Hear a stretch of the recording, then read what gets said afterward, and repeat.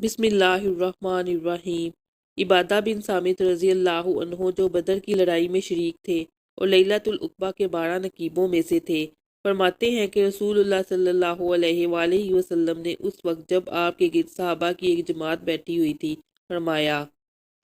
کہ مجھ سے بیعت کرو اس بات پہ کہ اللہ کے ساتھ کسی کو شریک نہ کرو گے، چوری نہ کرو گے، زنا نہ کرو گے، اپنی اولاد کو قتل نہ کرو گے، اور نہ عمدن کسی پر کوئی ناحق بہتان باندھو گے، اور کسی بھی اچھی بات میں خدا کی نافرمانی نہ کرو گے۔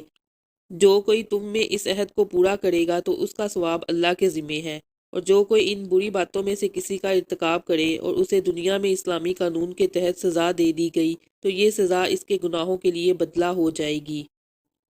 اور جو کوئی ان میں سے کسی بات میں مبتلا ہو گیا اور اللہ نے اس کے گناہ کو چھپا لیا تو پھر اس کا معاملہ اللہ کے حوالے ہے، اگر چاہے معاف کرے، اگر چاہے سزا دے دے۔ عبادہ کہتے ہیں کہ پھر ہم سب نے ان سب باتوں پر آپ صلی اللہ علیہ وآلہ وسلم سے بیعت کر لی۔